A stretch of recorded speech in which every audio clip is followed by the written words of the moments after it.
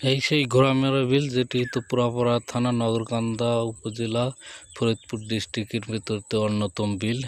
এখানেই তো সাদা শাপলা এবং লাল শাপলা এবং পাওয়া যায়। তাছাড়া তো প্রচুর পরিমাণ সাদা বছরই তো মাছ থাকে এবং পদ্ম ফুল ফোটে। সারা বছরই কম বেশি তো পদ্ম ফুল পাওয়া যায়। এবার জলের পরিমাণ বেশি হয় তো পদ্ম ফুল কম দেখা যাচ্ছে।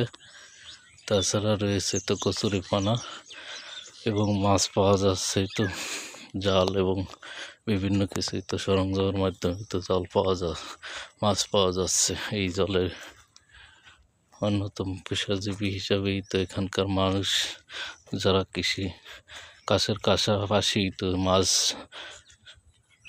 আহরণ করে থাকে বা মাছ ধরে থাকে।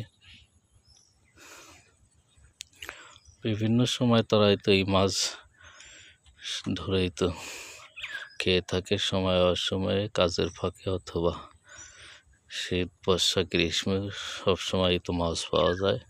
জল কম বেশি তো থাকে, কিন্তু বর্ষার মৌসুমে একটুই তো বেশি পাওয়া যায়।